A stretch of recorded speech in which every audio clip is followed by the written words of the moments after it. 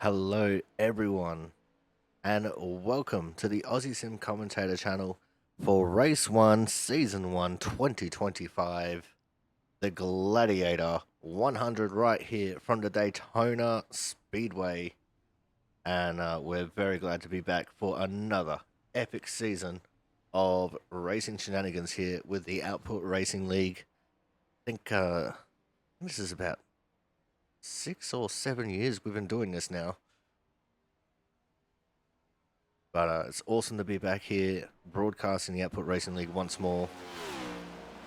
And it's Daytona week, so we're kicking off the season, of course, at Daytona. And tonight is going to be a little bit of a different format to what you'll see generally throughout the season.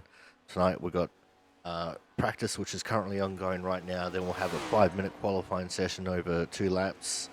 And then we go into the duels. That's right, so we'll get 2 dual races, and that will set our grid for the Daytona 100 here, presented by Gladiator. As you can see, we've got quite a number of people, 28 cars signed up for racing action here tonight. So we will get 2, I guess, quote-unquote heats of 14. And that's how we'll set the grid. Of course, the top 2 qualifiers will automatically qualify for the big race. And then the other 13 for each duel will go through to their separate qualifying races, and that will set our grids. Duel 1 will set the grid for the inside line. Duel 2 will set the grid for the outside line. It's going to be an epic race here, as we're just currently looking at one of our new drivers, Austin Dan. He is in the 40 car. Got quite a few new drivers out here tonight. So Austin's just one of. We have Clayton Ward in the 44. Another new driver. Chris Rizzo? Is that Chris Rizzo or Rise? Rise, Chris Rise.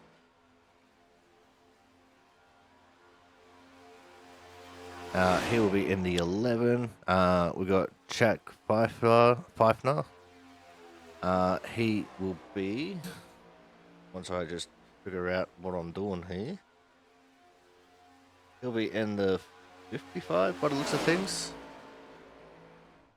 We've also got Rob Chowdhury. He'll be in the 22. We've also got new numbers for people. Joshua Banks. Oh, Joshua Banks, sorry. Joshua Banks is another new one. And Jason Steptoe. There's many jokes I could make about that, but I like to think of myself as a classy fella. But yeah, we've got a few new numbers for people as well. Corey Cook's still in the 61. Jonathan Hernandez has gone back to the old trusty 88. And I think Reggie Ortega, who was previously the 22 last season, he's gone into the 2 car. Most other people, I think, retained their numbers from last season.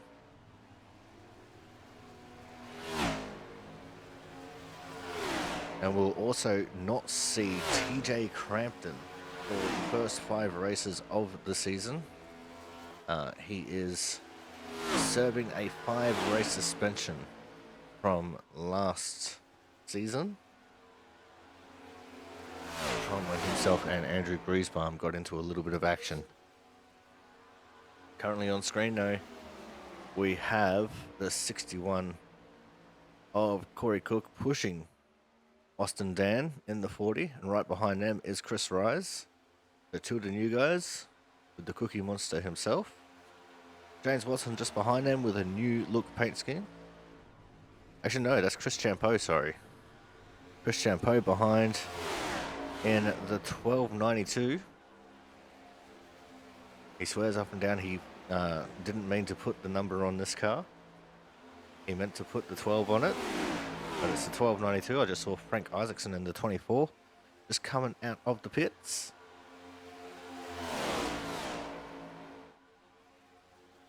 We also have league founder Jaron Sanchez in the field. He's currently in 14th. We also had the return of old man Matt Burgess. And he'll definitely not like the fact that I called him old man, but he's in the 59, I do believe. As we've got some practices on pit entry. Been a lot of pit parties so far throughout practice, you know, just trying to learn what these cars are going to do in the draft and such. I just saw the new look 39. There he is, James Watson. And he's going to pull it up quick and tow to the pit. So with us running the dual formats, we also have 2 different practice sessions here. It looks like we've got a big group of cars coming out of the pits right now. Looks like they might be forming a little bit of a pit party here. Not an official pit party by the looks of things. There's only a few of them. But there's... Oh, Frank's on his side. Poor Frank. But we've got Travis Massier, Ken Campbell, Jonas Marquez, Thomas Harmon, Jack Sanders in this little group.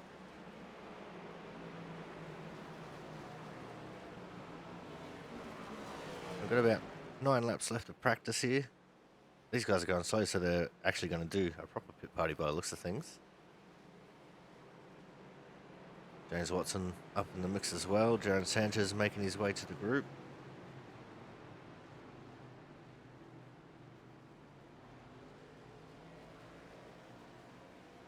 I think we'll also see the 78 Brian Pizzakemi up in this group as well.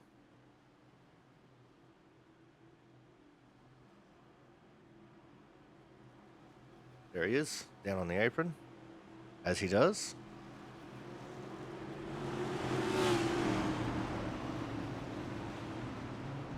Let's see how these guys handle the draft. From what I'm hearing, you don't want to get caught in the middle. You get caught in the middle and you'll get side drafted to literally the pits of hell. So gone are the days of where you see a gap through the middle and you can make a charge through the field. Because all that dirty air is just going to get dumped onto your spoiler and you're going to fall faster than child staff in the 90s.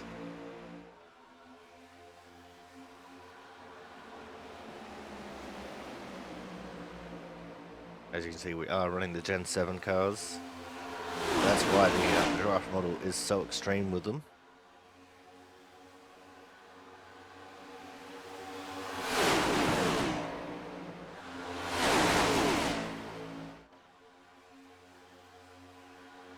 Some people still trying to make that middle work though. You see 78 Brian Pizzakemi trying to go up through the middle. There's no one on the inside, which is why it's working. Although you can see just behind him, Chris Champeau. He was caught in the middle and it was just like putting a parachute on the back of the car. Now Pizzakemi's starting to feel that as well. Well, Thomas Harmon just duck up into the middle lane trying to give some help to Travis Massier. And both of them starting to fall as well. So you don't want to get caught. That's the big takeaway from this. You either want to be inside or outside, never in the middle.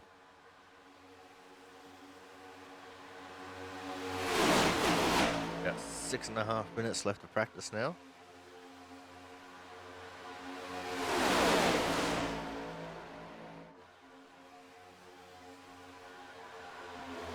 Always with about a minute to go is oh, big crash.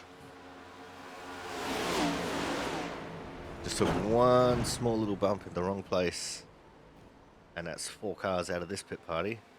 Scott Rickard also having issues there in the 05, so he got into it with the 1292 of Chris Champeau.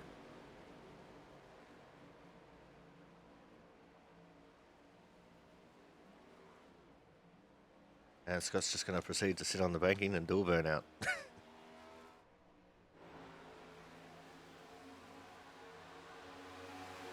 And you see we've got 4 groups of 2 left now from this pit party. Although this front group is just kind of all mixing together and stuff. We've got 2 lines of 3 there, then we've got 2 off in the background there trying to catch up to them. Oh, and around goes Corey Cook, right in front of everyone. And that's just absolutely splintered that pack. Even the guys that were trailing off behind got into it. And that was very close for Rob. He almost got into the side of Ken Campbell there.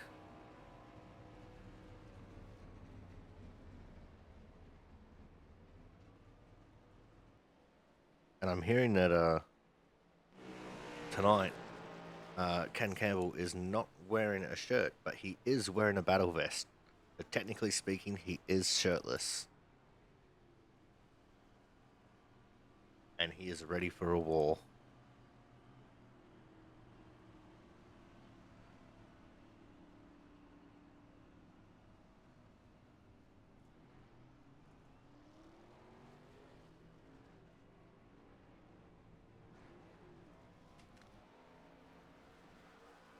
There's Chris Champeau, getting it a little bit wrong there on the back straight by the looks of things. I don't know what he was doing.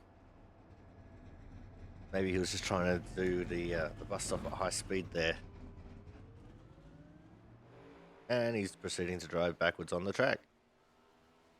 Excellent. Oh, how is that not a penalty there for the 39er, James Watson? He was up on the track with both right side tyres before the cone. There's Rob in the 22, one of our new drivers. Completely unsponsored car by the looks of things. Hopefully he can pick up a wrap throughout the next week.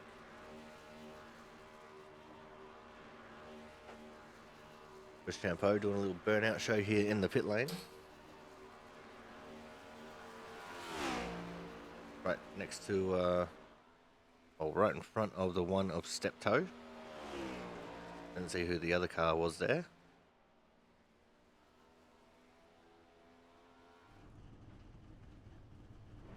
And now he's just having fun by the looks of things.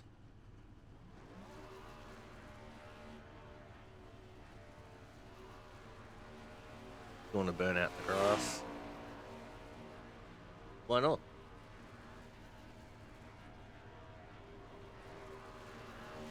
There's quite a few people in the second group as well. There's Slammer, Collins, Pfeiffer, Burgess, Banks, Griezbaum, and Sisler. They're in group 2. That's why we haven't seen any of them yet.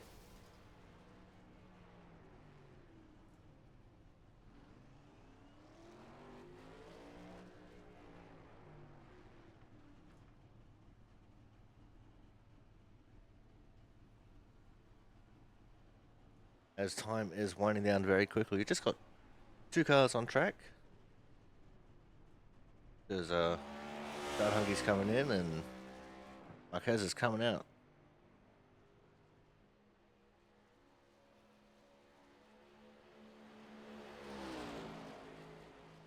The other car on track is the 15er Ken Campbell. As you can see, Ryan Pizzakemi currently top of the timetables. Of course, the times don't really mean much here in practice. And it doesn't take much to just have a little bit of a gap before you get to the start-finish line and then draft right up to the back of a few cars and take over the fastest lap.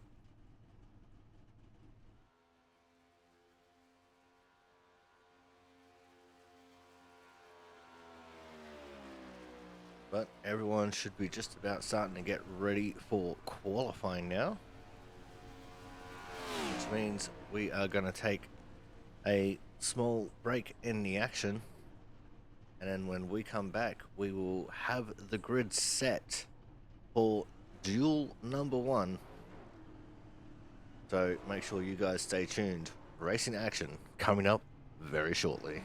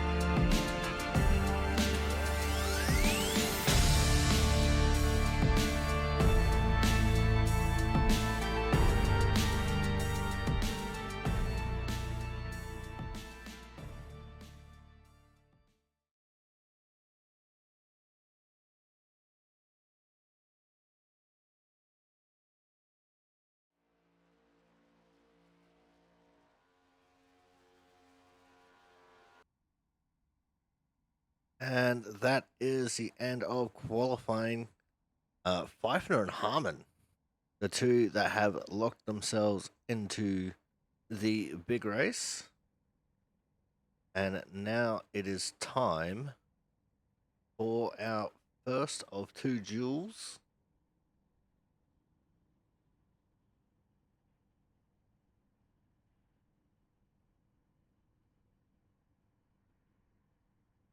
It's going through the intro sequence, which would show the entire field as it stands after qualifying. We're not going to show that. That's why we don't have any graphics up on the screen right now. As you can see, Matt Burgess is going to start on the pole here. We've got Ken Campbell on his outside. And we have the 14 of Frederick Cremines. Scott Rickard will be out of P4. 68 of Andrew Griezmann will be out of 5. The 74, Austin Collins out of 6. Jaron Sanchez is out of P7 there. As we went to a terrible camera angle. Not sure who's meant to be outside of Sanchez just yet. We've got Corey Cook is going to be behind Sanchez. We've got the 35. That's Joshua Banks, one of the new drivers. And I think I see the 9 of Joe Slimer, the 22 of Rob Chowdhury, and then the 78 Brian Pizzakemi at the back. I think Chris Rise is meant to be the one next to Jaron Sanchez. As these camera angles are a little bit infuriating. But we're going to put the camera right onto old man Burgess.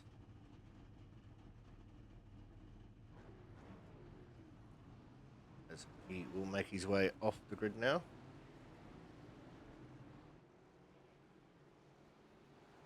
Well, there you see qualifying results for everyone.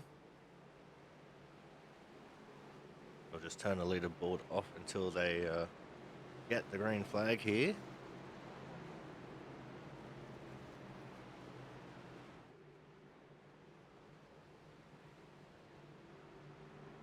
Now it's just 8 laps in these two duels set up as heat races. As I said, heat 1 or duel 1 will set the inside row, and then duel 2 or heat 2 will set the outside row.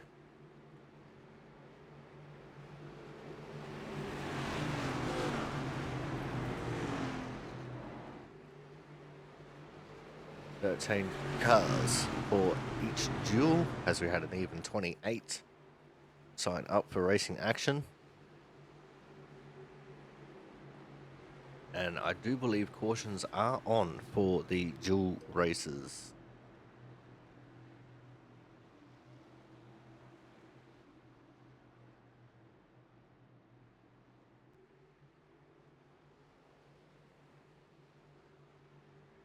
They come through turns 3 and 4. Pace car is going to get ready to make that hard left turn into pit lane. As we get ready to get the first green flag of the season. Now remember, all race starts are on green. The restarts are on the leader inside of the restart zone. The pace car will now make his way into the pits. Here we go, for the first time in 2025, we are green.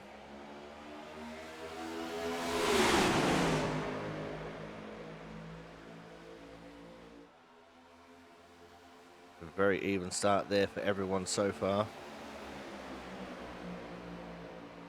Campbell and Rickard on the outside, drafting very well with each other. The inside row is not doing too bad either, with old man Burgess and Cremines. But look at the 74 Austin Collins. He's pushing the pusher, which is something you can do in these cars. As now the 15 of Ken Campbell caught in the middle, he's going to drop like a rock. And that has also stunted the momentum of the outside line, as Matt Burgess will now clean and clear have the lead. And that has pretty much fractured the entire pack. The outside line completely died off everyone trying to find some space on the bottom. First lap led by Matt Burgess. So just behind Joe Slammer there. Oh, into the fence. Matt Burgess up into the fence. Must have gotten a little bit of a bad bump there from Cremines. Cremines will now take over the race lead. League founder Jaron Sanchez now right on his tail with Corey Cook third in line.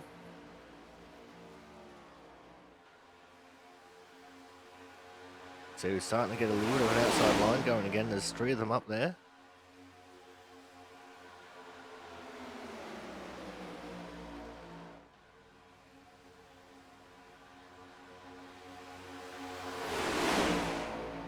As now we are 2 laps in the books. Means 6 laps to go. And that outside line of 3 doing the job right now. Starting to rage their way back up to the front.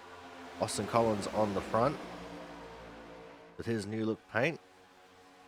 TJ Crampton's not here to race, but he's here in spirit on the nose of Austin Collins' car.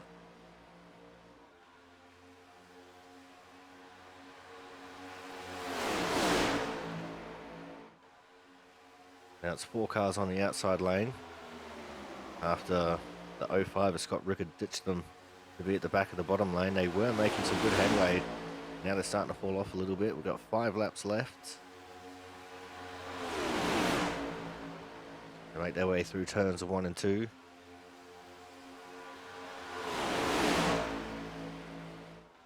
Burgess has gone into the pits. And Andrew Griesbaum, quite a few seconds off the pack. In fact, he's half a lap off. I'm not sure whether he started from the pits or whether he got caught up in Burgess's moment or something.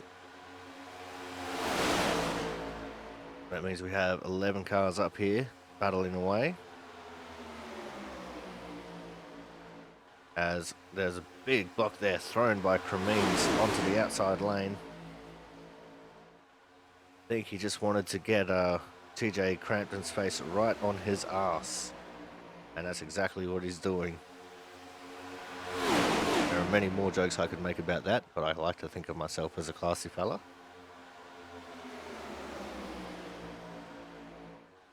As we're coming around halfway through lap 5 of 8, which means it's almost just 3 laps to go. Jaron Sanchez trying to push Ken Campbell up on the bottom lane here. After Cremines ditched that inside lane, it really just dropped off hard.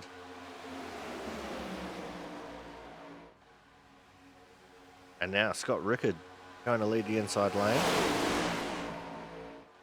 Said, if you guys are going, I'm coming with yous. And I'm going to lead this charge. So he will now go flying up through the inside. Cremines straight a block.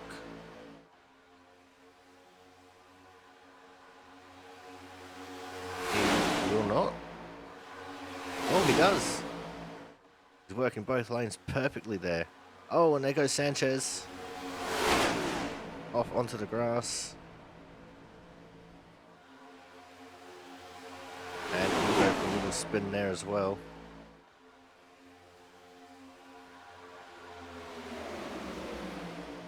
That's 3 cars we've lost from this race now, with Burgess, Griesbaum, and now Sanchez off the back of the pack. Of course, Sanchez and Griesbaum aren't actually out of the race. They just, you know, well beyond the drafting capabilities of these cars. As we have just a lap and a half to go here in the first duel. That's all Fred Cremines right now. Ryan Pizzicemi, though, he's looking to get that outside line going once more. Scott Rickard and Ken Campbell both pushing the inside line quite ferociously. But so too Corey Cook pushing the back of Pizzicemi, although he just gave him a bad bump, almost forced him into the middle. Now it is white flag, last lap, last chance to win it or wear it for this first heat. And that outside line has all but died. It's Corey Cook left in it now. I guess he'll try and make something work here. But it's going to be very hard. And remember, these guys are battling over starting P3.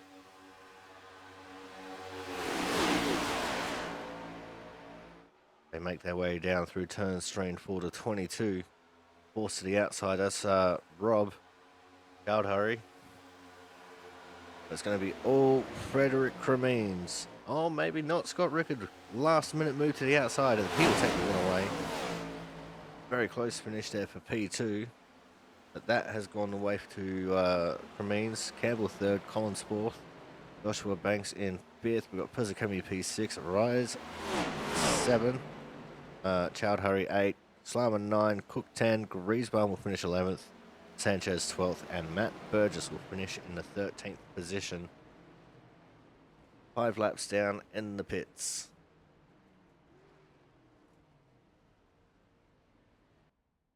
There we go. That's how the first race was run and won. Take the leaderboard down once more as we were waiting for all cars to finish a race. Oh, and then we got race results as well. We'll put that away because we're getting ready for the next race now. Heat number 2. And this will showcase everyone who wasn't in Heat 1.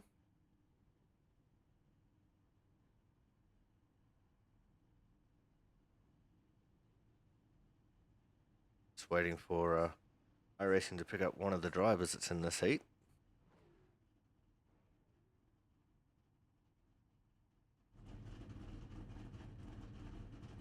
It looks like we're going to have Matt Horton on the pole for this race. On his outside, it will be the 88 of one of them, Hernandez. Reggie Ortega in the 2. He'll be out of P3, P4, being Clayton Ward, one of the new drivers. Jonas Marquez is out of 5. Out of 6 is the 13 of Travis Massia. 7 will be the 39 of James Watson, as we had another one of those unfortunate camera angle changes. We've got the 25, Jack Sanders.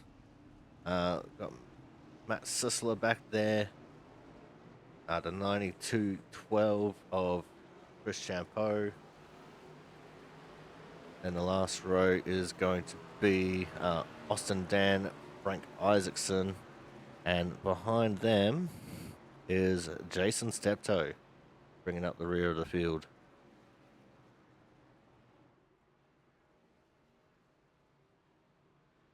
But Horton Here's a Who will be the first cab off the ranks.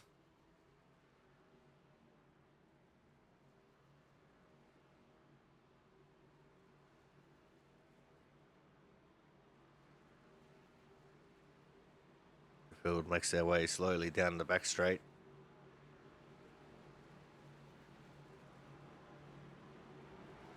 I don't even think the intro is going to work for when we get the grid going for the main race either.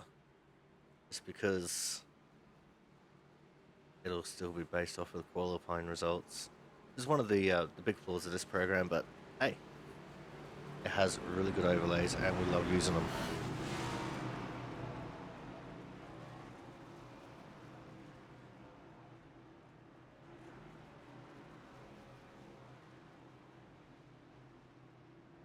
So here we go as they make their way through turns 3 and 4. Pace car will get ready to make that hard left turn into pit lane. And we've got 8 laps of shenanigans once more.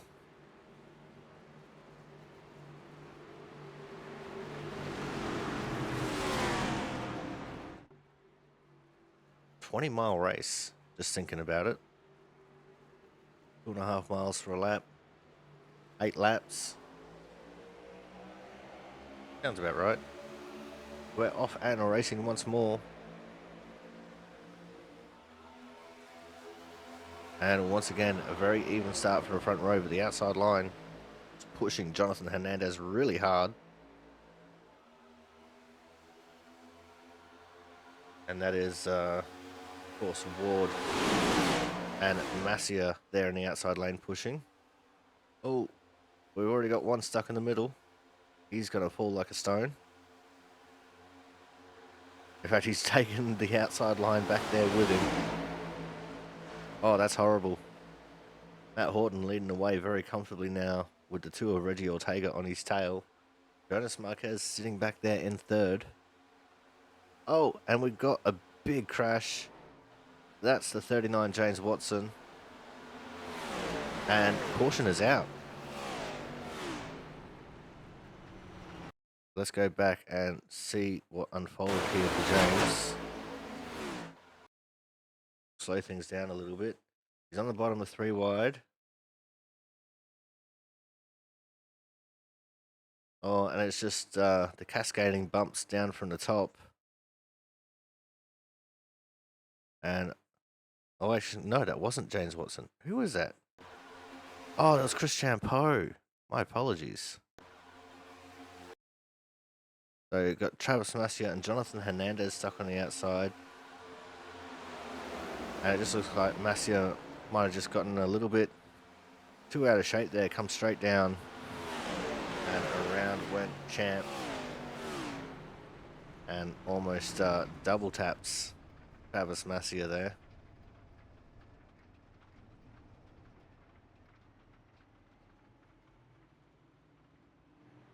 But caution is out here for the second of the 2 duels. I believe green white checkers are turned on. But these races are also timed.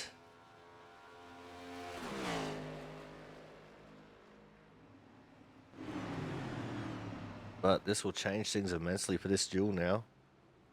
Because Reggie Ortega will line up next to our race leader Matt Horton and we'll go back in a 2x2 formation. Which means we'll have both lines lined up once more.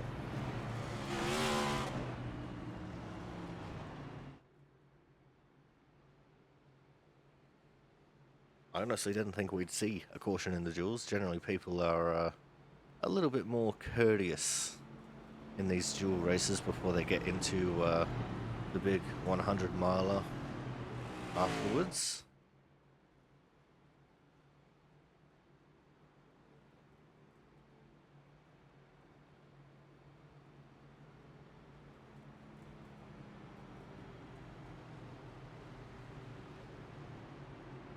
The old fakey pit entrance. There's only 2 cars that really need to pit, although we've got 3 of them that I do believe have gone down the pit road. That's Hernandez, Champeau, and Masia.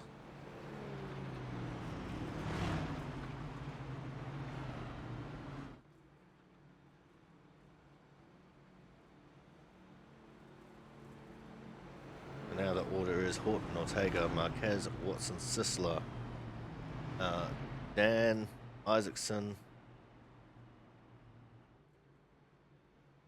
Ward, Sanders, Steptoe. And we're waiting to see who's going to come out of the pits first between Hernandez, Masia, and Champeau.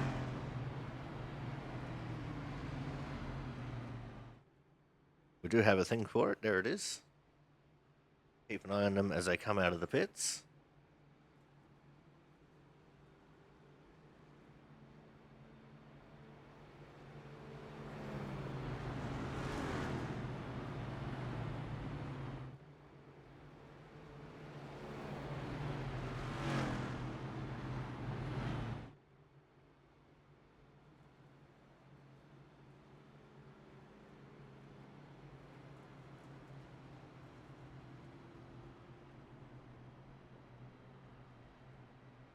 For a second I thought I saw some movement, but apparently I was wrong.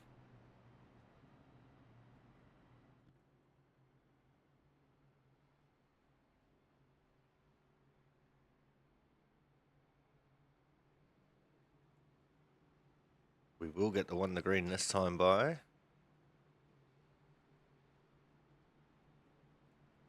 And Travis Masia is the first one to make a move. So he'll restart from 11th. Now it's just between Hernandez and Champeau as to who is going to come out.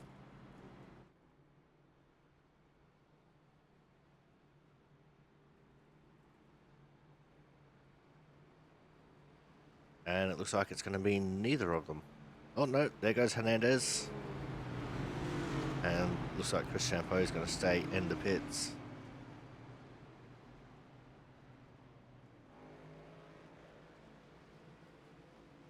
Here we go, back in the 2x2 formation. Matt Horton choosing the inside line. And we're going to get the restart here with just 4 laps to go.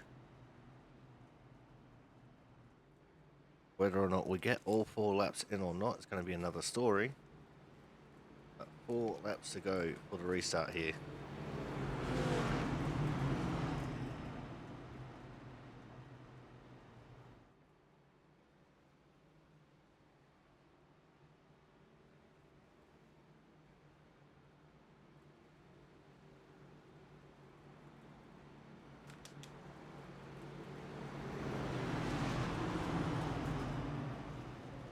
Now remember, Horton can start at any time after he enters the restart zone.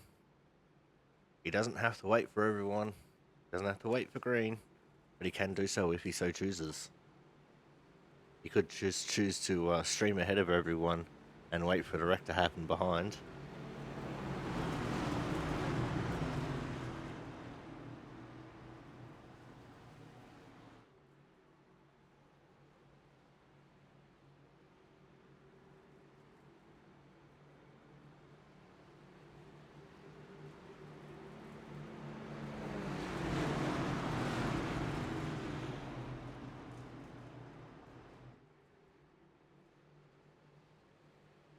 So here we go again.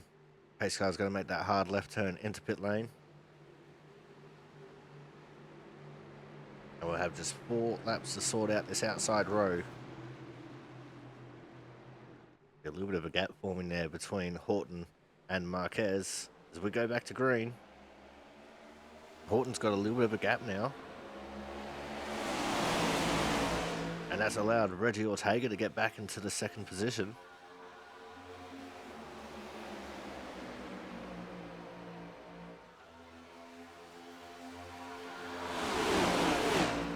And what are we going to get for the rest of this race?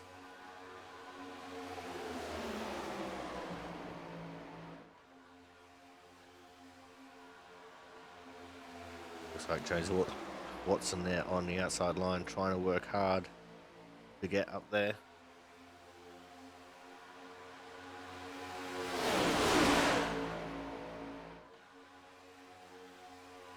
Looking at Matt Sisler there, currently P4 in the line. Got Frank Isaacson right behind him. A little bit of dust on the track there. They're coming out of the pits. Or past the pit exit, sorry.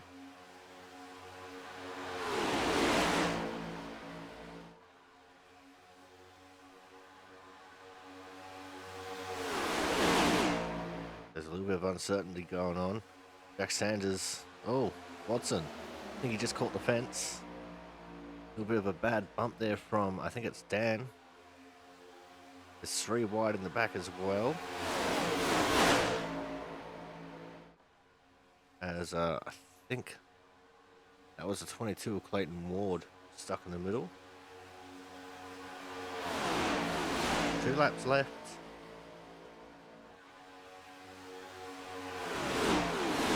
Remember, this race is to see who's going to start P4. That's what these guys are racing for. The 4th position, outside 2nd row.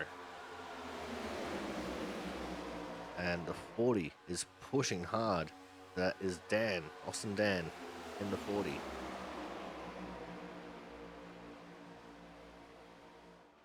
Now he's gone down to the inside. He's absolutely just ditched James Watson. Saw a gap in front of Isaacson and he took it. We have now just 1 lap to go because it's white flag. Oh, and around goes Frank. Oh no, that's unfortunate. At least he didn't get a pit entry penalty there.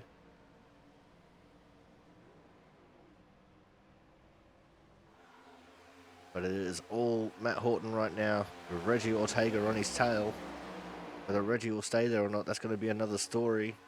They've pulled away from Jonas Marquez here. Jonas has been right up on Ortega's tailpipes the whole time. And now he's just losing all the ground. Ortega pulled up high. He was going to go for the move. Now he's pulled down low. Is he going to get it at the line? The two-car tandem is coming 3 wide, 4 wide for the win. And Reggie Ortega took it from Horton, Sisler, and Dan. Marquez got 5th. Watson P6. Ward, Sanders, Hernandez, Macia, Steptoe, Isaacson, and of course Champo, a DNF from this race. And now that can only mean one thing.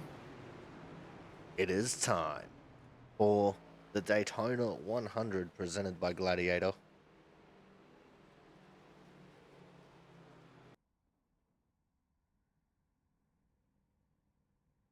We're just waiting on the starting grid.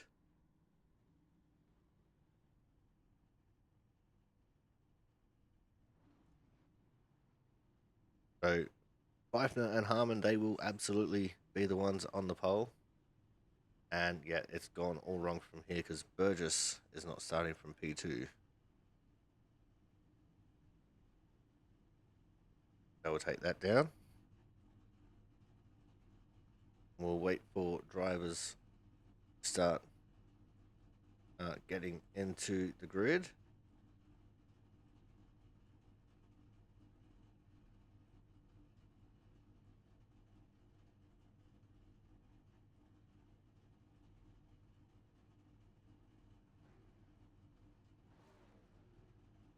And here some cars are on the grid already. In fact, all cars are on the grid already. How about that?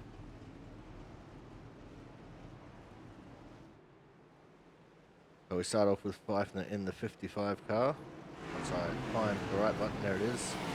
Harmon on his outside. Then we have Rickett and Ortega. Ramines and Horton.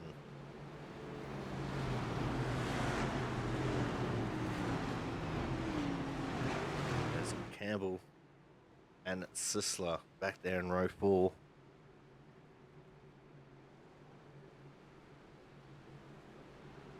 But we're getting ready here for what I think is a 60-lap showdown.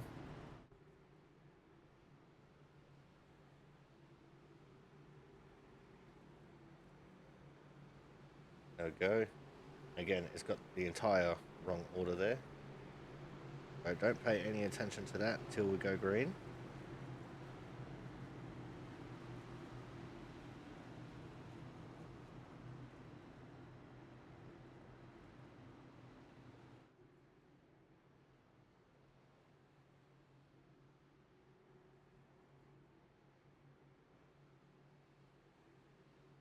But here we go for the first points paying race of the season now. Because of course there ain't no points for winning the duels. All you get is a second row start. Pace car is going to make that hard left turn into pit lane. Front row giving him plenty of space to do so, so he doesn't crash. And we are green for the first race of Season 1 2025 Getting Outboard Racing League. It was a very even start for both of the front row. But the outside row seems to be a little bit better sorted. Got a little bit of an advantage here. Back. Someone was getting shuffled down. I think that is 13 Travis Macia getting shuffled back there.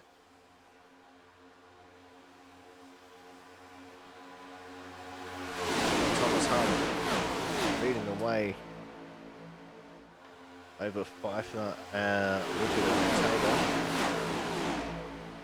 Means currently in P5. Horton is in P6.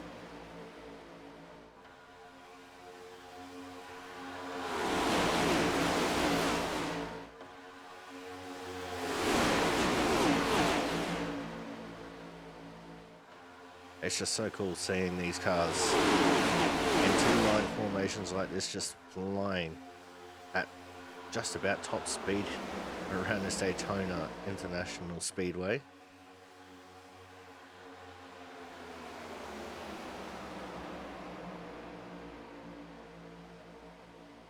There's a 39 James Watson.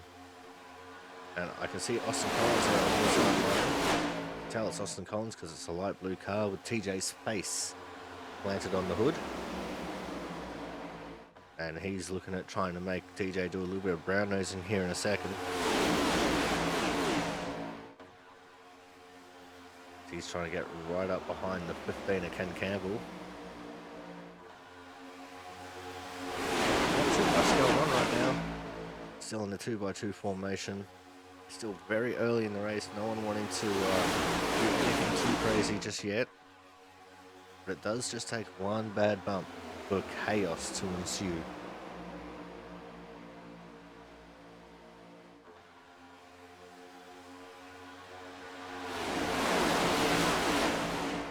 As we've got a 3-car breakaway right now with Rickard, Harmon and Pfeiffer. I don't know when Rickard hit the front, but he has done so. He just has this special talent of finding his way towards the front, and he is a previous season champion of Season 1 2024. Surprised there's no Andrew Hennessy, our Season 2 of 2024 champion.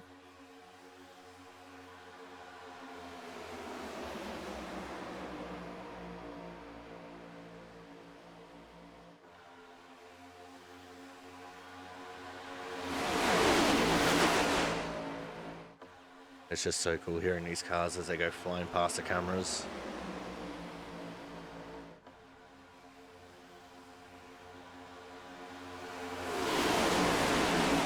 There's no other motorsport in the world where you get this kind of visceral sound.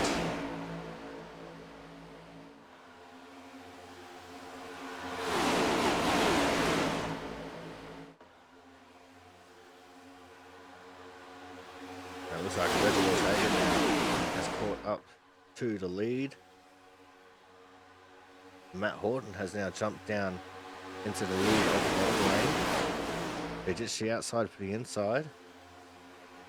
Now Sisler is the one pushing Reggie Ortega there on the outside line. The outside line looks like it does have the advantage at the moment. But anytime anyone jumps out of it in the front of it, it kind of ruins their momentum a lot.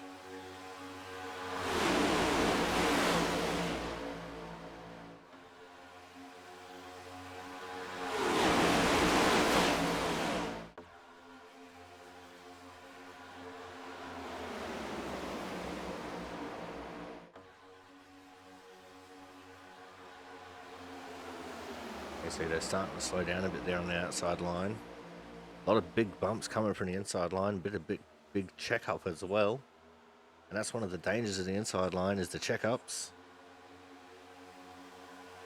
Currently everyone's still in the pack. No one has fallen off the back of it yet.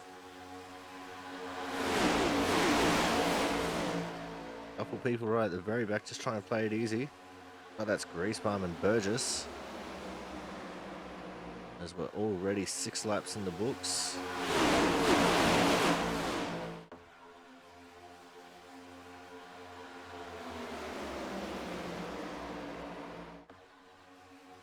Oh, and Sisler now going to the inside of Ortega.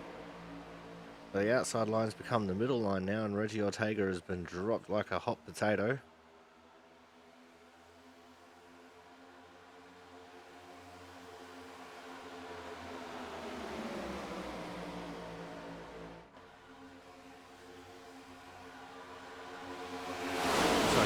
Space there in front of Sanchez, and he does. Pops back in the line.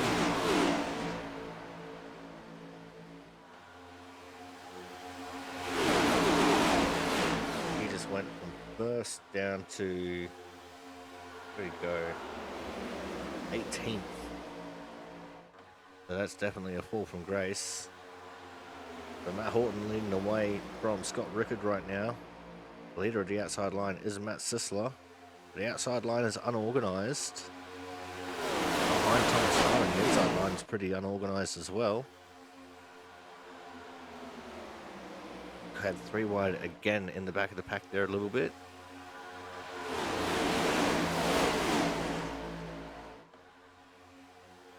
Sure who that was falling down through the field. As I think Sisler, he just about lost his outside line there. That dropped him back really quickly. As our P2 driver has just blinked out, Scott Rickard. Experimenting with some alternate dimensions. That's not a good idea when you're up in the pack like this. In fact, Thomas Harmon was bump drafting him so hard, he was pushing his axle rather than his back bumper. He was through the back bumper and into the axle. As Harmon now has been shuffled out of the bottom line. And he is going to drop like a hot potato here as well. As chaos ensues.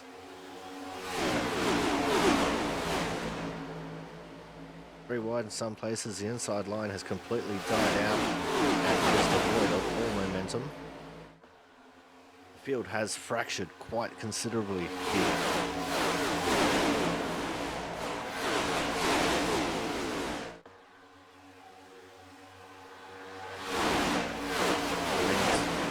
Leading the outside line with Sisler in second.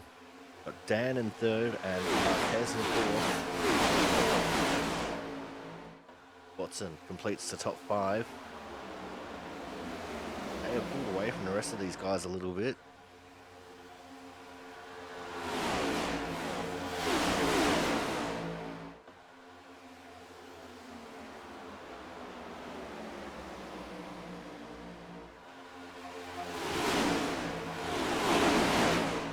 It looks like they've all shuffled down to the inside line now. Just getting a little bit mixed up here in the front of the field. Remains really good at working both lanes as he blocks the momentum of the high line, the 40 of Dan. And he will maintain the lead here as we are back in the 2x2 formation. And it looks like the 40 of Dan wants to go down low, but now he's got no help. He's trying to tempt Cremines and going down there with him. Now it's the 35 of Banks that's giving the push to Cremines. The inside line's starting to get some momentum about it now. And here comes Brian Pizzicami, 5th in line on the outside. It's one of those, where did he come from drivers? Because normally he comes from the back of the pack.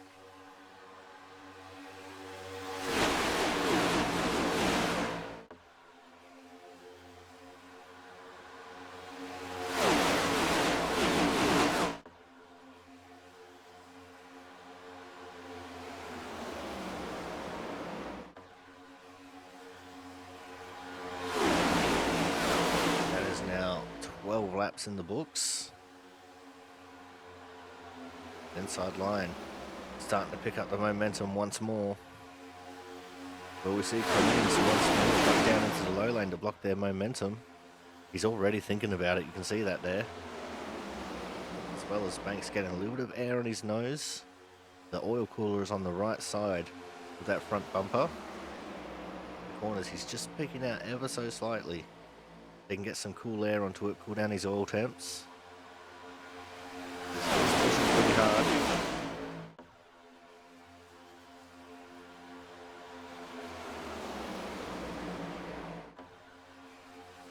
Here comes that inside line. Marines might be waiting for the last moment to duck down. And no, he's not going to do it this time. He's going to stay.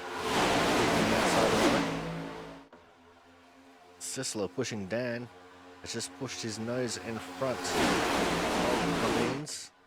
Cremines bites back on the outside line there, coming out of the corner. There's a big up and battle here in front of the pack.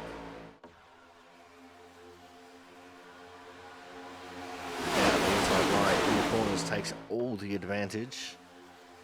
A gap has formed between first and second in the outside line. And it looks like Dan is going to lead this lap. Brady's probably a little bit disappointed in himself that he didn't block the momentum at the inside. Look how good it looks right now.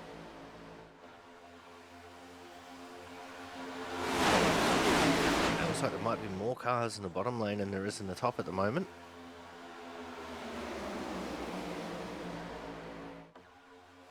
That'll definitely be helping out their drafting aspirations.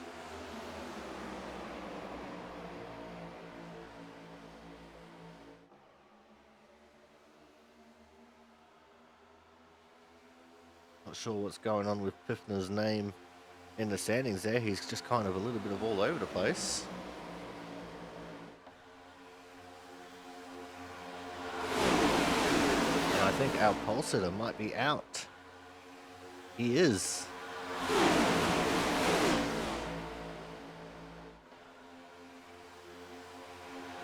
It's unfortunate for Piffner. He put it on pole for the big race. And unfortunately, OUT out of it.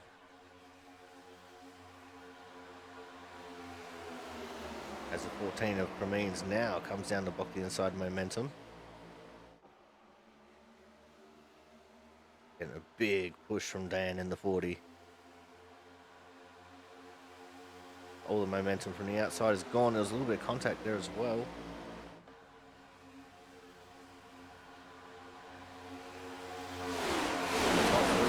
Away from the pack a little bit because of the contact that was made between Banks and Marquez.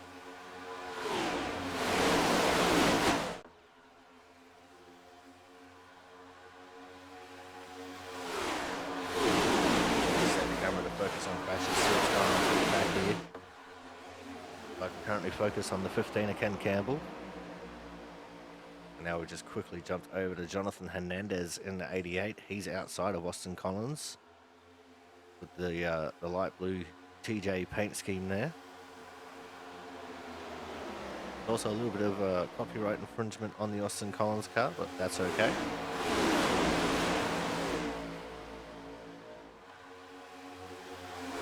And it looks like we have a battle for the lead now as well, as Cremines, I think, got forced up the track. Did. He's now going to have to fall back to third. You see there as well. Banks did not want to work with Cremines. As soon as Cremines looked like he was going to jump on the front of the outside line, Banks just went straight up high. He was going to force him to the middle. Now the outside lane with all the momentums as they go past the inside line. And this puts Brian Pizzacchemi up into just about third place there.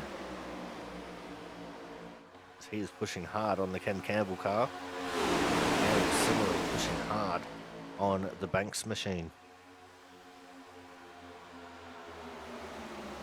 Got the 25 up there as well. That's Jack Sanders.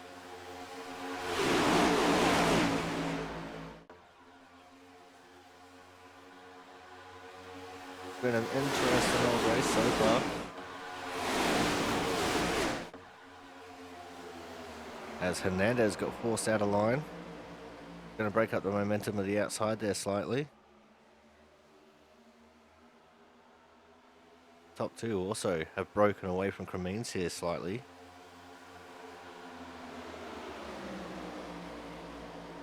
It's going to leave them as sitting ducks.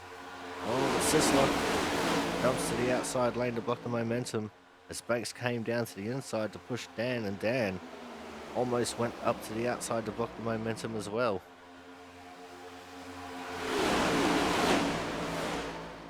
It's a big card shuffling game right now. But what I think we're going to do is we're going to go to a quick commercial break. And when we come back, we'll have some more racing action for you very shortly. So make sure you guys stay tuned.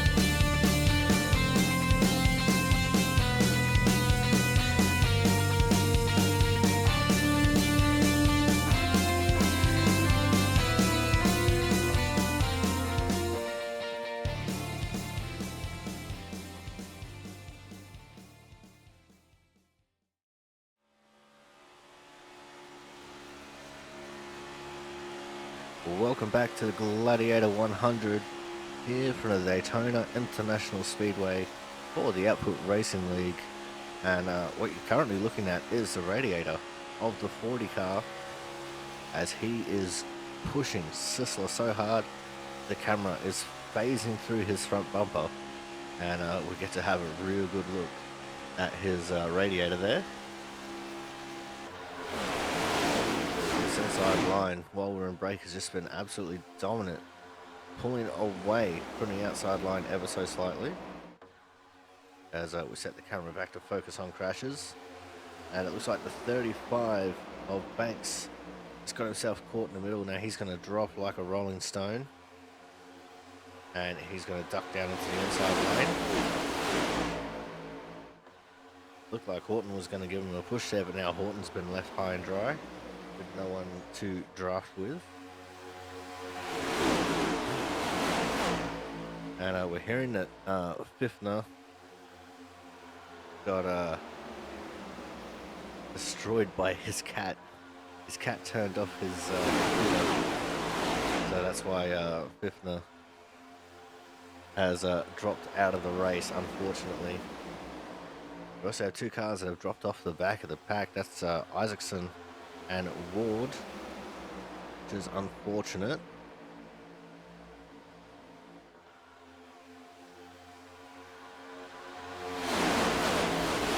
And we now once more have a race for the lead. The outside line has come back into it, and Cremines has once again taken the lead. But don't forget, these guys are going to also have to start thinking about flag pit stops. That's right, they can't make it all the way to the end on one tank of gas. So they're going to have to start working out when they're going to pit, who they're going to pit with. You don't want to get caught out by pitting by yourself.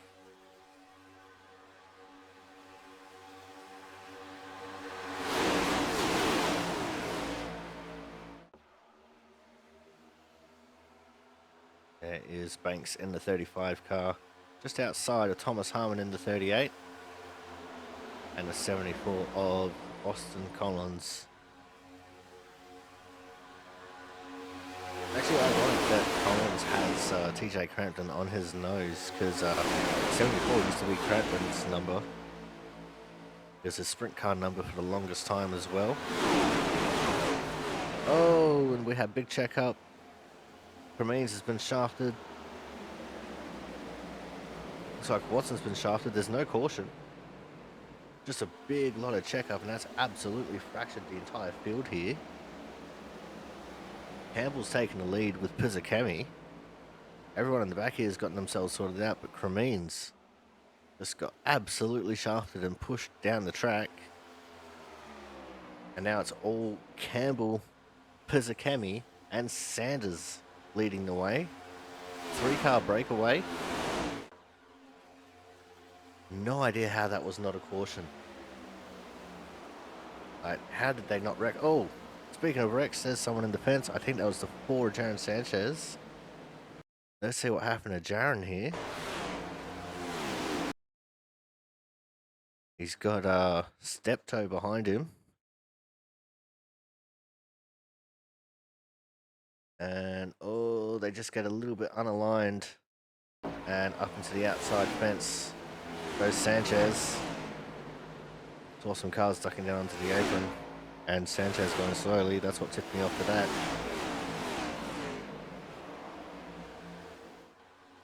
As you can tell, the bumps are starting to get aggressive. As I said, the entire field has fractured massively.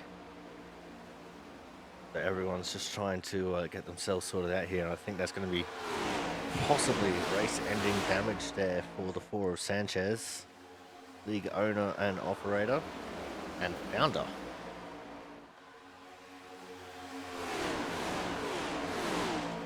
He's the first one that offered me money to do commentary, so he's the one that got my services before literally anyone else. And that's why I've always been a commentator here for the Output Racing League. We are starting to near the halfway point. And you can make it more than half the race on a tank. It's just everyone here trying to figure out when they are going to pit.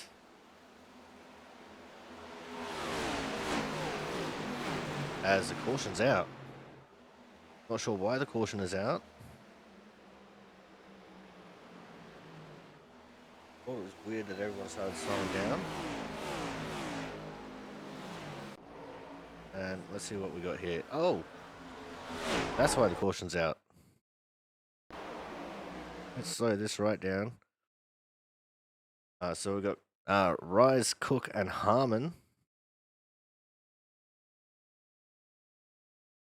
Oh, and it's just another one of those bad bump situation. Okay, they just got a little bit unaligned. And unfortunately, Rise has been turned and into the fence. And that's what's brought out this caution. Everyone managed to miss him, and he managed to get it straightened up real nice. So that is going to be the first caution of the 2025 season. In a points paying race, I should add.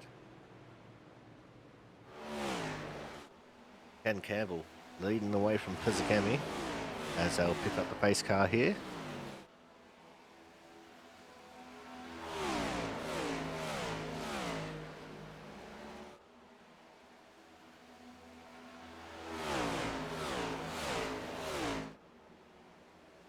And this will probably help out Sanchez, unless, of course, you know, he has proper race-ending damage. I think Rise is actually going to be very lucky. He didn't exactly hit the wall terribly hard. It's more just a glance and a rub up against it, so he might not have any major suspension damage. Maybe a little bit of aero. The left side aero is not as important as the right side aero. So we'll wait and see how that's going to go for him. Sanchez is already a lap down. Got a second lap down here in just a moment.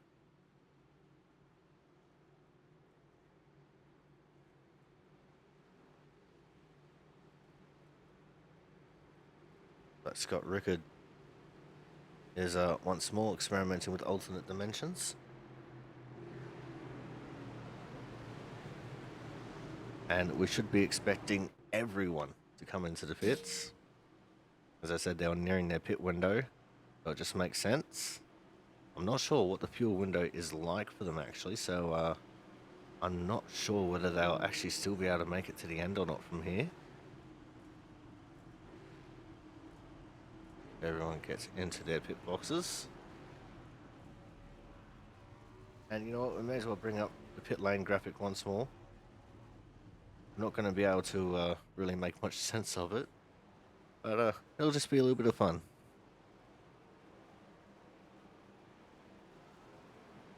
I can tell you, Campbell and Pizzacami first and second going into the pits, first and second coming out of the pits.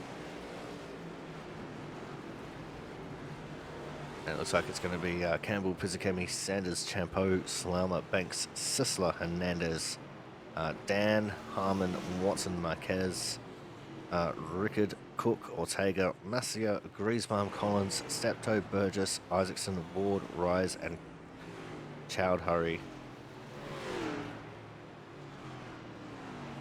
With Cremines right out the back of the pack there. And just Sanchez left in the pits, so it means Horton's back on track as well.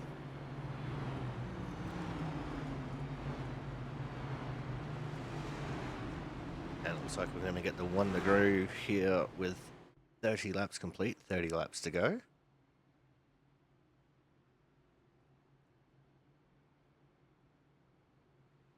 Ken Campbell does have lane choice. He can choose inside or outside. It all depends on who he wants to work with, whether it's Sanders or Champeau.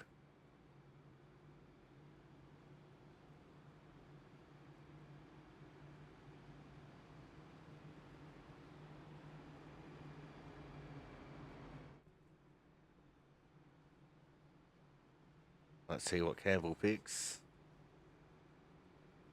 He's shaping up for the inside, so it looks like he's going to be on the inside with Jack Sanders. as the lights are out on the pace car.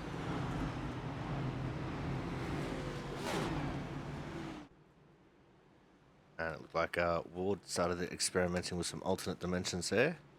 Cook and Chowdhury have come back into the pits to just get a little bit of an extra top up. And that could help them out later on when it comes to figuring out pit strategy, because it gives them an extra couple laps of gas.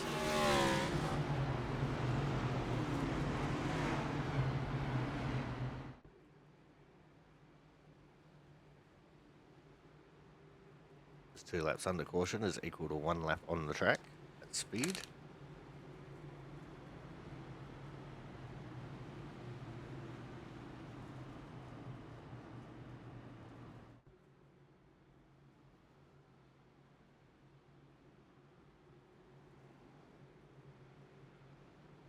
Here we go.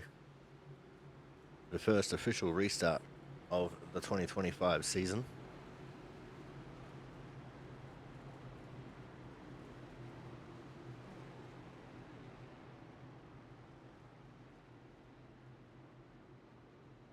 That's Campbell, Pizzicami, Sanders, Champo, Salama, Banks, Sisler, Hernandez, Dan, and Harmon. That's your top 10.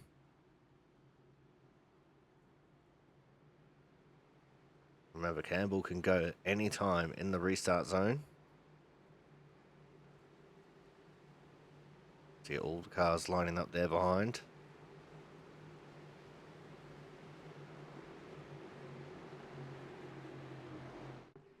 Pace car is in. And here we go. Back on the green once more. Good start from both drivers on the front row there. Pizzicami, I think, might have got to the line just before Ken.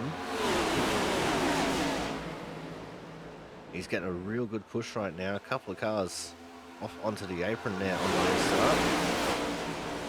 I think that was Horton and Chowdhury. The 22 car actually starting to lose the draft here already.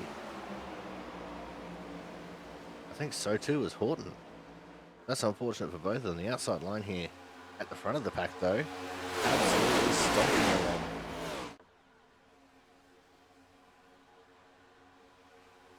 Like Pizzicami was almost going to drop down to the low line there, but I think it might have just been a bit of a big push there for the 92.12 of Chris Champo.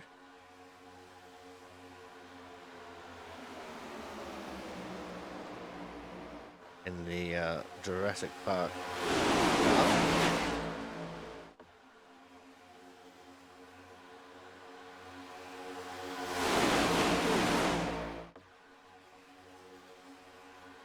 A big move to the outside lane there for what I think was the 05 of Scott Rickard.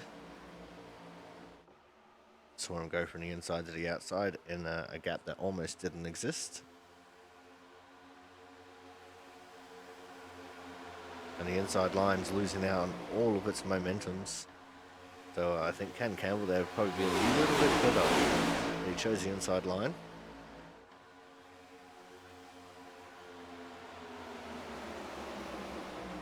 Like Jack Sanders just unable to get to his rear bumper here.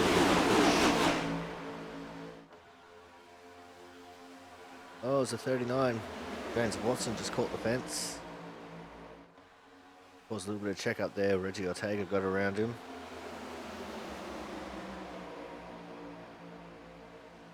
They got back going again nicely. The inside line starting to come back into this line. As they have caught up to Pizzicami. We have a side-by-side battle once more.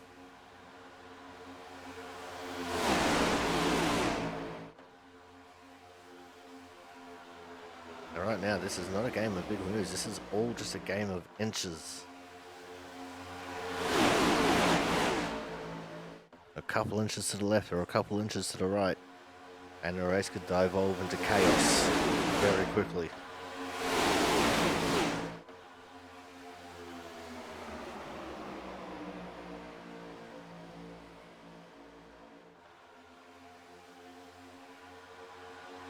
make their way through turn string 4 once more.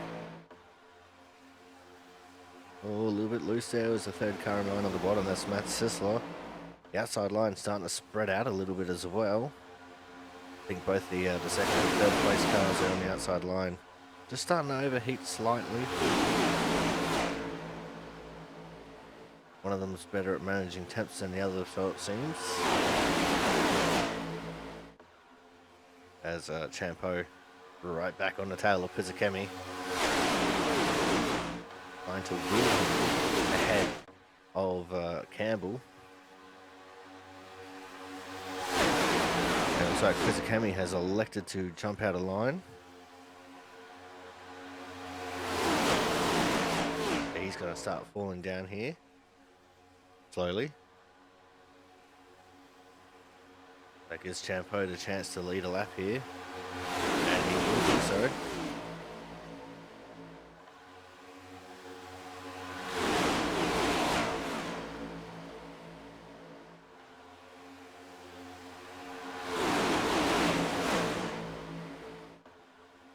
We're looking in the mid-packs now. Got cameras set to focus on crashes, just in case anything happens.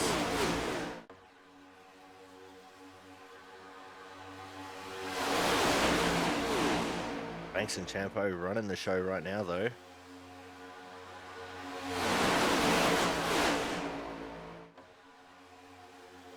And I totally did not mean to make any of that rhyme, but hey, it works. Hernandez now up into the third position. And I think Harmon sitting there in fourth.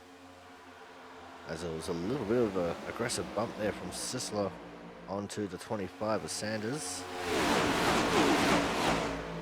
And I think the outside line is just that little bit better at managing their temps than the inside line. That's why they're able to draft a little bit more aggressively.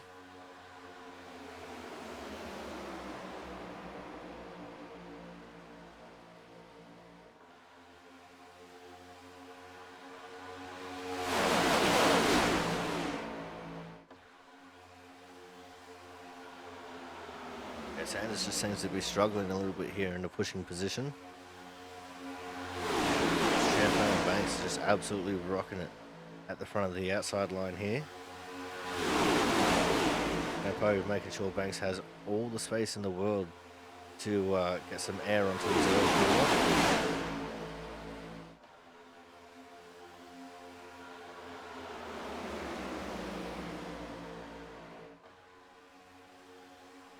It looks like the inside line's starting to get a little bit more organised now. They're starting to make their charge back up towards the front. What a charge it is. Geez, Campbell was back side by side with Reggie Ortega there. And now he's already back up side by side with Chris Champo. That was a crazy push through the back straight into turn string 4.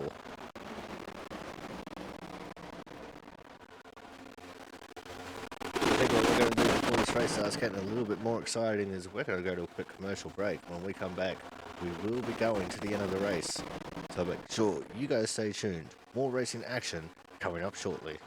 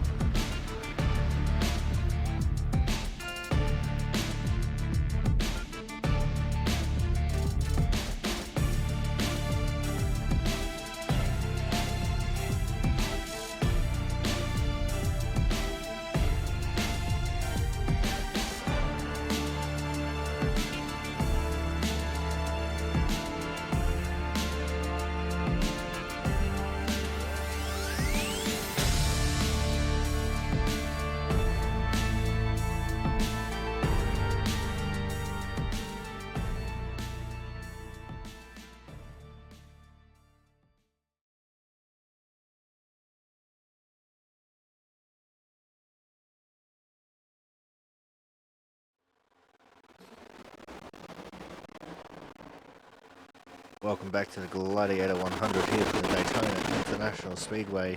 and the inside line have got their shit together. Ken Campbell back well out into the lead with Sanders and Sisler sitting there in behind him, pushing real good.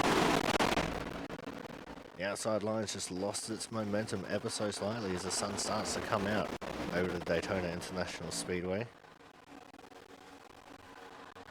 See, there's a lot of shuffling going wrong all through the pack, and there's the 11 that we saw involved in the incident earlier, as Chris Champeau has been shuffled out of the outside line. But the 40 of Dan moved up, and it just spooked Campbell enough to... Oh, there's a crash. This one's got to be a caution. Yeah, caution lights are on. I was just going to say, it looked like it spooked Champeau enough just to get him out of line. So we throw things down here. Focus on the 12. What happened here? They come out of turn 4. Oh, Slammer just got a little bit unsettled there. Being in the middle lane, he got into the 1 of Steptoe, and that's just shoved him straight back up into the 92-12 of Champeau. See, Ortega and Watson are involved. Pizzacami and Rickard have a piece of it.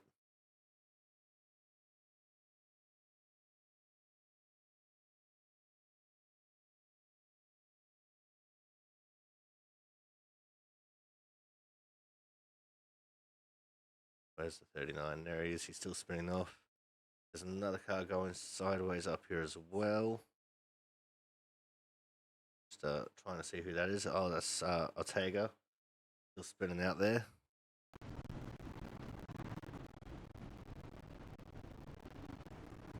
That is the second caution of this race, with Ken Campbell leading the way once more.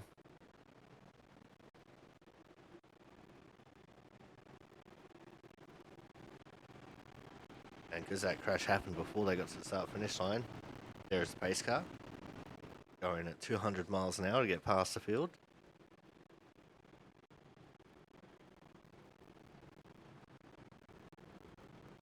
Apparently, I picked the perfect time to throw to that caution. And one person that's very happy for that caution is Rob Chowdhury, as he was almost a lap down. Now, Horton's another one who was very thankful for it because he was off the back of the pack as well.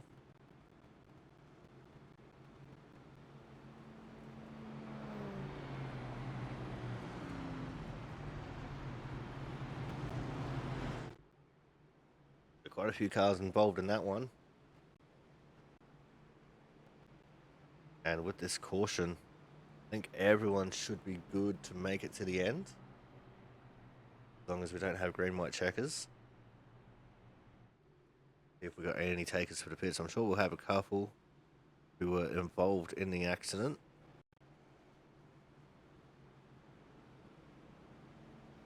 The Harmon, Ortega, Salama, Champeau, Pizzacami, Rickard, Watson, Ward, Horton, Chowdhury, Steptoe, they've all come into the pits.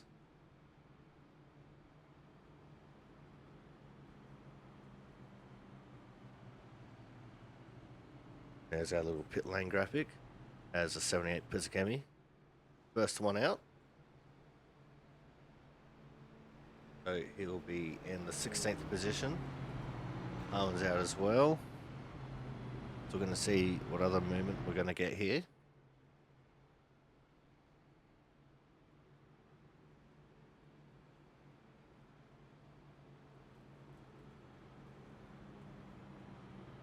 Looks like the 44 is going to be the next one, and then Steptoe in the 1.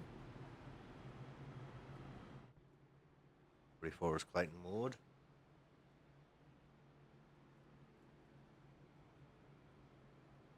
We got Rickard, Ortega, Horton, Chowdhury, Watson, Slammer, and Champeau in the pits. As the 22 of Chowdhury is out now. Horton's on his way out. Everyone else still getting damage fixed. Actually surprised Pizzacami didn't have more damage, seems. Because he was actually the first one off the pits. There goes the 2 of Ortega. Yeah, it looked like Pizzicami made some pretty solid contact with the fence. As the 9 of Slama's making his way out. Get the 1 to green this time by as Watson comes out of the pits. Now it's just the 05 of Rickard that is still in the pits. Champo is out of the race by the looks of things. Too much damage on that car.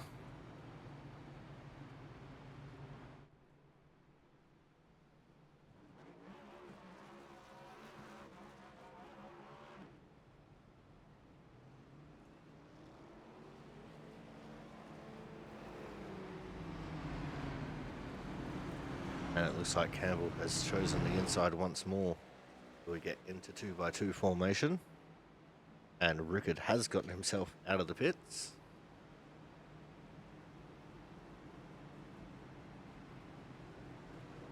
Ward has come back into the pits, I guess just for an extra top up.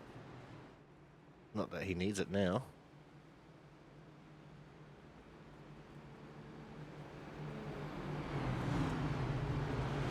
Rickard, as he's trying to catch back up to the field, experimenting with some alternate dimensions.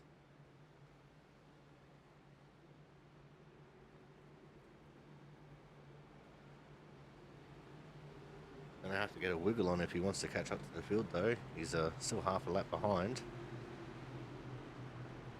The 74 of Austin Collins, experimenting with some alternate dimensions there. The current order is Campbell, Sanders, Marquez. Not Marquez is out of 4. So Sisler, Marquez, Dan, Collins, Banks, Rise, Hernandez, and Burgess. That's your top 10.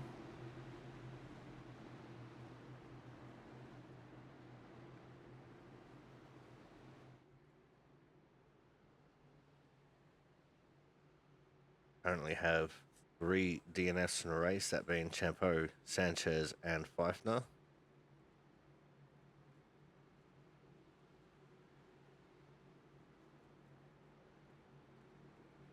And we have about 15 laps to go when we get the green flag here. Pace car make that hard left turn into pit lane for hopefully the last time.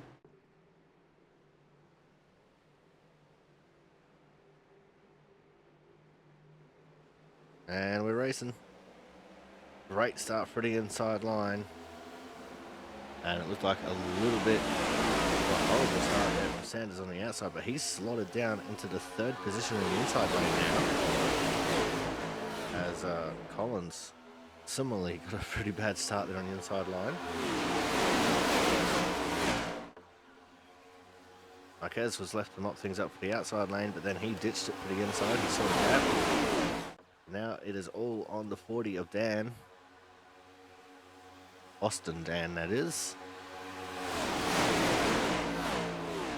And he has got some big help behind him with another newcomer, the 35 of Banks.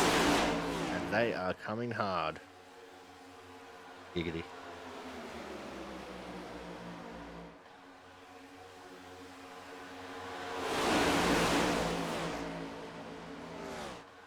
There's a couple cars shuffling. This is the business end of the race here. This is not where you want to be stuffing around. This is where you got to try and find a lane that's going to gain you positions. And you got to swap accordingly to make sure you maintain your advantage. So here it's going to get very hard to make moves, especially trying to get towards the front of the pack. And it looks like Dan and Banks on the outside line there doing some wonderful work as they pull into the lead. The inside line starting to fight back a little bit though. And that little bit of an advantage that Dan and Banks had quickly dissipated.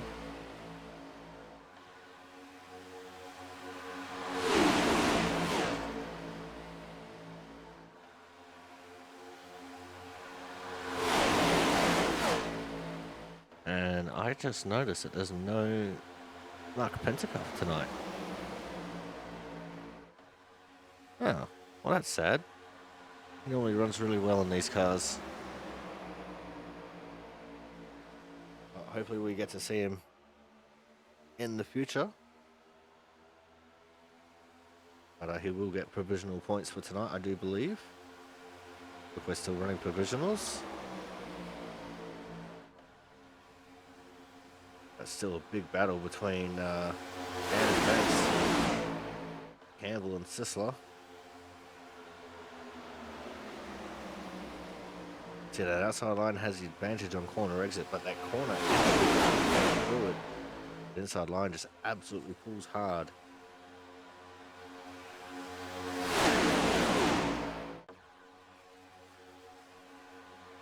You see the 3-car tandem now, as Sanders gets right onto the tail of Sisler. That gave them a big advantage going into turn 3. Both Sisler and Campbell have pulled clear of the Dan car.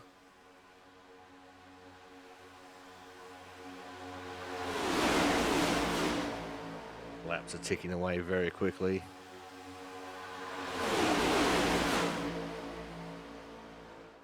And this is where you're going to start seeing people refusing to lift as we enter the final stages of this race. Which means the bumps are going to get a lot bigger and a lot more aggressive.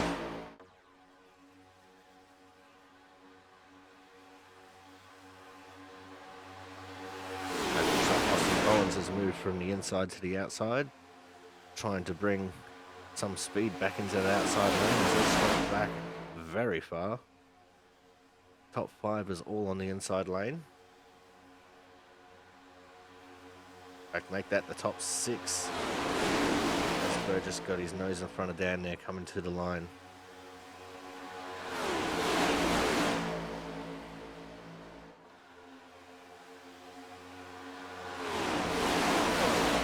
Now can Austin Collins bring TJ to the front? They got a good tandem going right now. They're definitely flying their way up on the outside there. They're even with Sanders. The inside's got the tandem as well with Campbell and Sisler. And it looks like Dan had to back off so he could get some air onto the oil cooler. Gave the advantage back to the inside line.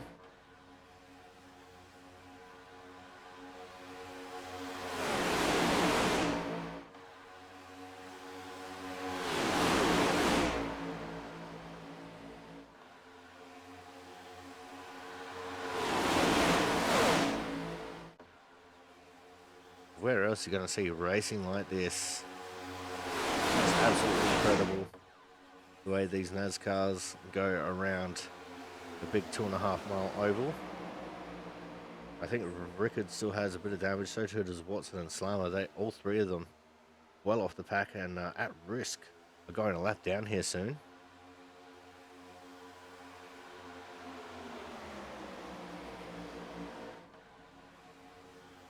Rickard just 4.5 seconds up the road from the leader.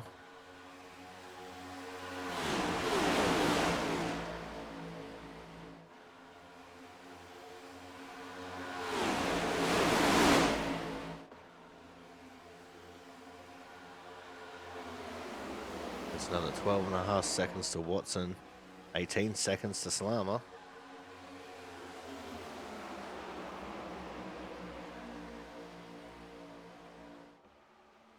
They're closing down very quickly on Rickard. These 3 at the back of the pack all have damage and no speed.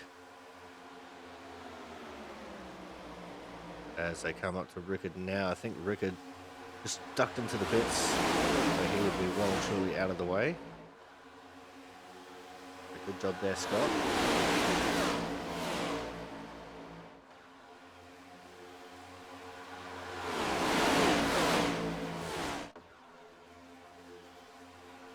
I think Scott's just parked it up in his pit box, because that's enough excitement for me tonight. I'm not going to be able to do any better than this.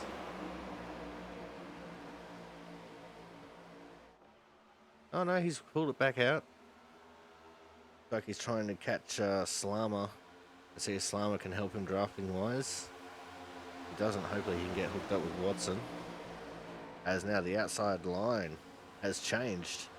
Collins and Campbell being the outside line now, as Campbell very skillfully saw the run coming from the top and decided to take it.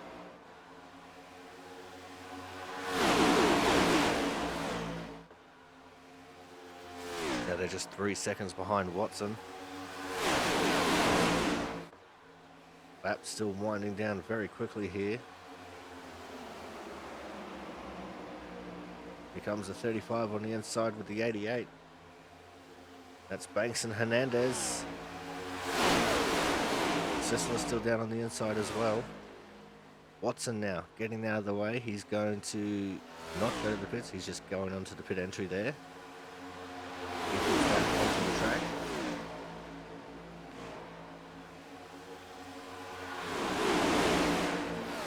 Right, that was Pizzakemi and Griesbaum right at the very back of the pack.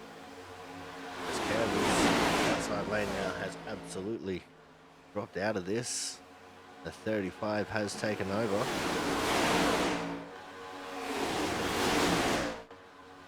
As you can see, Rickard once more dropping out of the way, this time on the back straight to let the entire field go. There's Banks, Hernandez, Sisler, Crumley, Harmon. That's your top 5. Great to see Cremines back up there. He's led probably most of this race.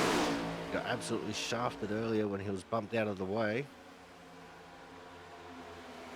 As the leaders are just 15 seconds behind Joe Slama. And they're catching them incredibly quickly here.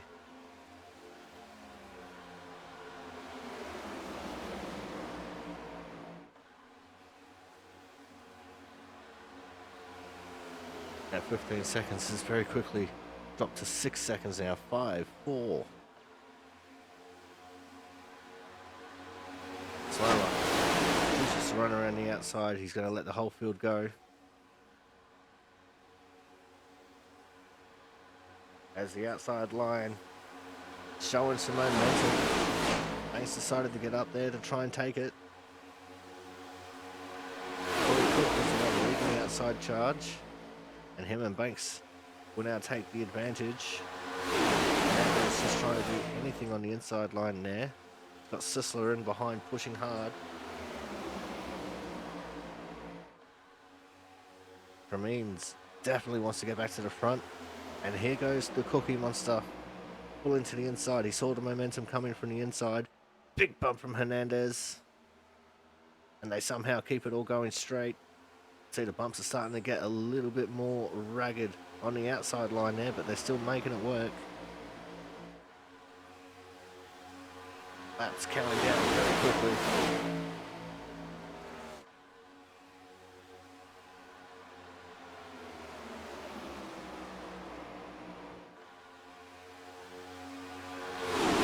This is also where we could possibly see the big one occur. Right down in these final laps, as there was a bad bump there for Cook, but he managed to keep it going. Oh, bad bump there for Banks. I saw Ortega go on the outside. Oh, I think it's just happened. Oh, it absolutely has. The big one. Caution is out.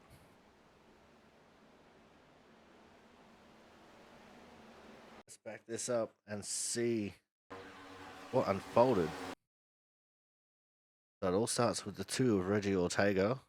Back this up again. See if we can get a different look at it. That's not going to help. That one might. Got Ken Campbell in behind. Campbell gives him an almighty push. And it just looked like he... Oh yeah, Ortega was just trying to chase the 35. Which led Campbell to bump him at the wrong time.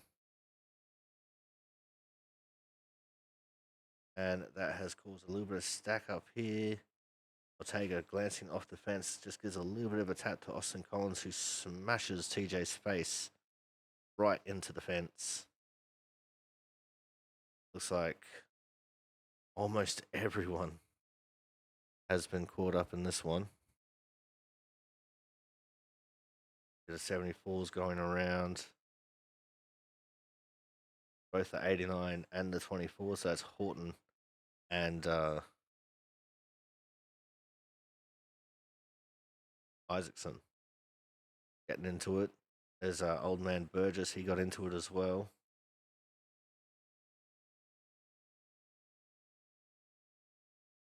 And it looks like Marquez got involved as well. Did we have some autism awareness on autism awareness violence here?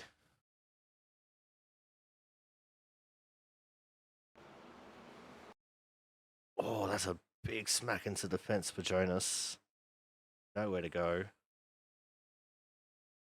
And yeah, you see Frank's just trying to figure out the way to get around Jonas.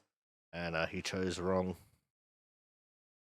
And that's two autism awareness cars caught up in it.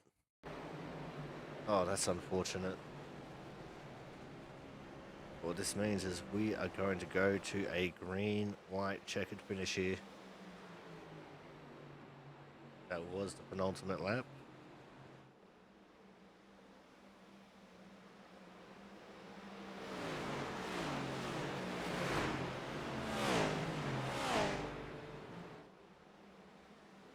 So I'll just let these guys catch up to the pace car here. Get them sorted out in order. I think Marquez is definitely well and truly out of the race. I don't know if we're going to get a lucky dog wave around out of that. If we do, it would be either Watson or Rickard, because I'm pretty sure Slama got involved in that one.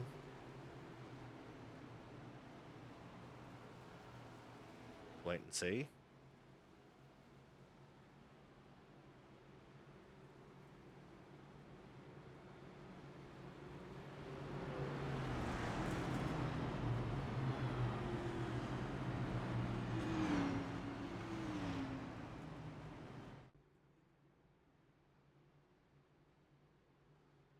This helps out Griezbaum and Pizzakemi, who are off the back of the pack with their damage. Waiting to see if anyone goes into the pits for repairs here. And yeah, there's a couple of takers.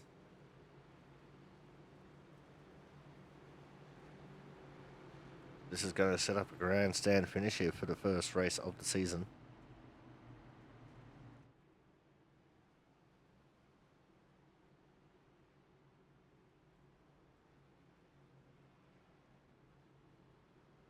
We do have a lucky dog wave around. And it looks like that is Joe Slimer in the 9, so he wasn't involved after all. So he'll go around, and I guess he might go into the pits and get some repairs done. Although I don't know if it'd be worth it or not.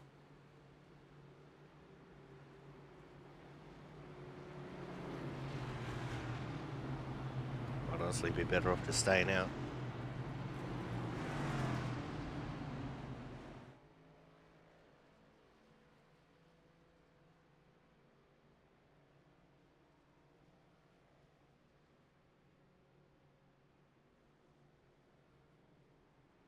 So we'll have a green, white, checkered finish to this race. We'll bring our race distance to 64 laps.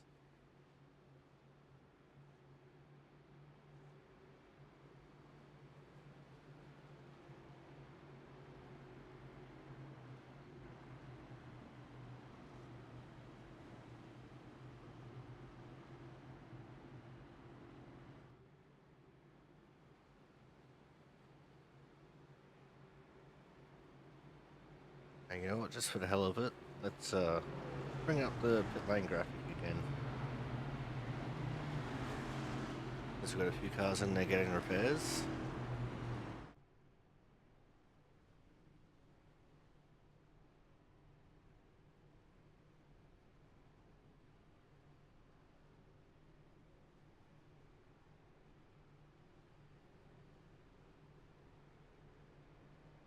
And I don't see any of them moving. Oh, there we go, we've got a couple of movers. Ortega in the 2 is back out on the track. We've got Dowd, Hurry, Watson, Rickard. Means Marquez, Collins, and the 89 of Horton still in the pits.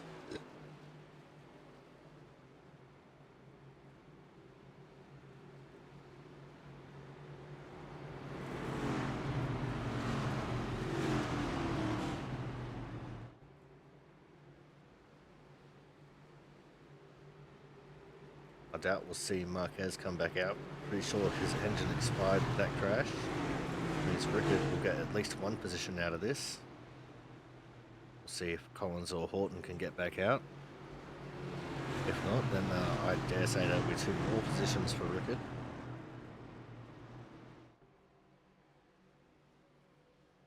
Means he has the possibility of finishing as high as 22nd.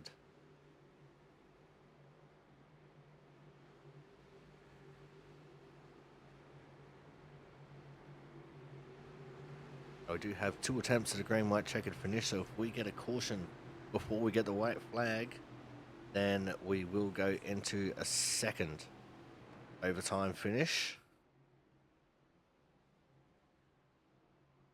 And if we do get another caution, then we're starting to question fuel usage, although I think everyone should be to the good, because we've had a few cautions since everyone came in for those pit stops earlier.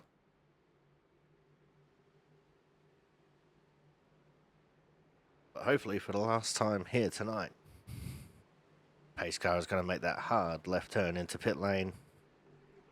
And now we're going to sort out who is going to be our Daytona 100 winner, brought to you by Gladiator, as we are off and racing once more. Great start there for the inside line. Campbell and Banks pushing hard. Sisler also trying to give a big push to Campbell. Corey Cook in the outside lane, struggling a little bit here on the start. He was probably hoping for a little bit more help from Hernandez. Down the back straight for the penultimate time. And Banks is now leading the outside line with Cook on his tail. Cook, a damn good pusher, but he's also very tenacious. If he sees that inside line run coming, he might jump to it. Oh, loose. That was the 15 that got loose. Sisler is going to have to pay for the price for it. It's white flag, last lap, last chance to winner to wear it. No chance of a caution now. And Hernandez has just shoved the 61 of Cook out the way.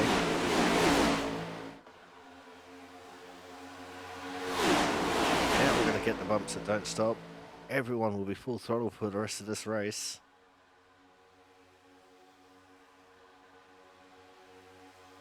The inside line, it's Cook and Harmon. The outside line, Banks and Hernandez. Hernandez just doesn't quite have the legs on it to give the good push. Corey Cook leading the way. Oh, and he's been turned. That's going to give the lead to the 35 of Banks, and he's going to take home the win over Hernandez, Dan, Sanders, Campbell, and Cremines. There is the official results. Banks, Hernandez, Dan, Sanders, Campbell, Cremines, Steptoe, Sisler, Pizzicami, Griezmann. Go over the page. The Masia, Isaacson, Burgess, Cook, Ortega, Ward, Chowdhury, Rise, Slama, and Harmon. And finishing off, we have Watson, Rickard, Horton, Collins, Marquez, Champo, Sanchez, and Pfeiffer. But what a race for our rookies. 2 of the top 5 brand new drivers to the league, with Joshua Banks taking out the win. Austin Dan coming home in P3. They're definitely going to be forces to be reckoned with as the season continues on. Let's see if we get a burnout here.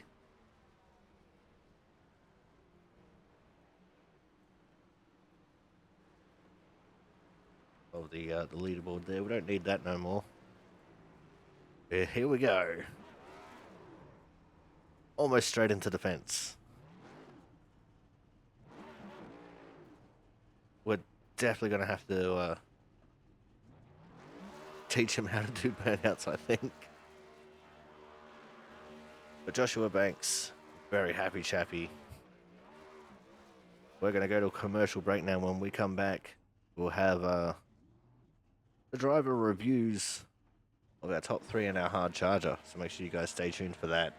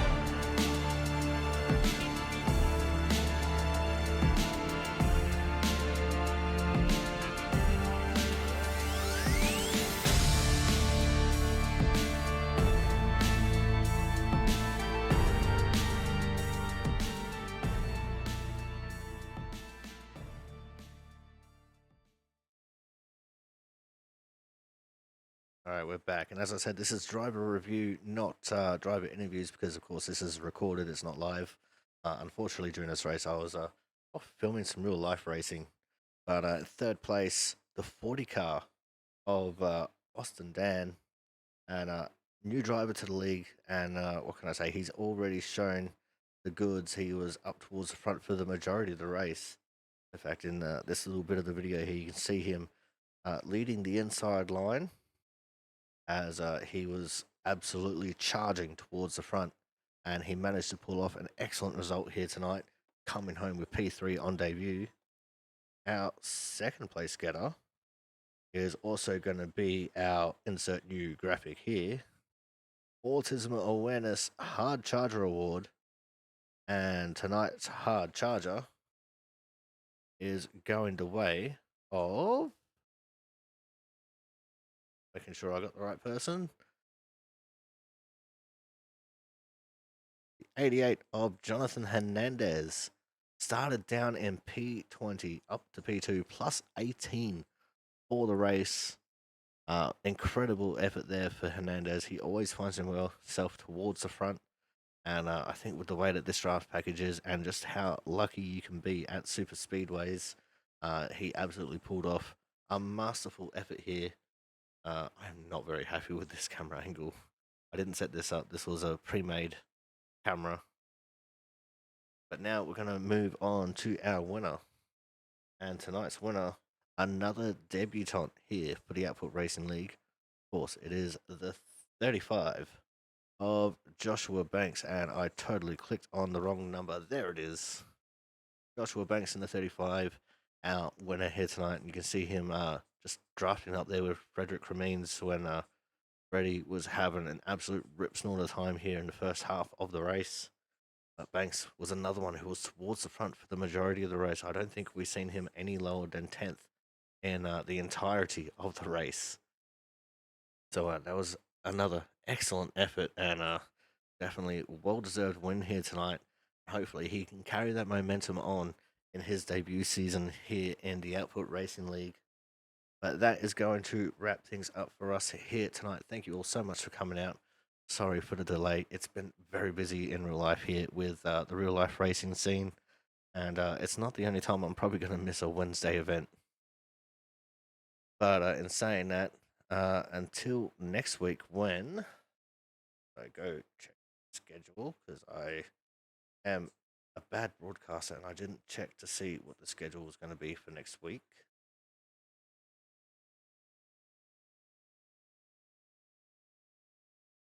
So next week when we go to Atlanta Motor Speedway, I have been your commentator, the Aussie Sim commentator. We'll see you guys in Georgia.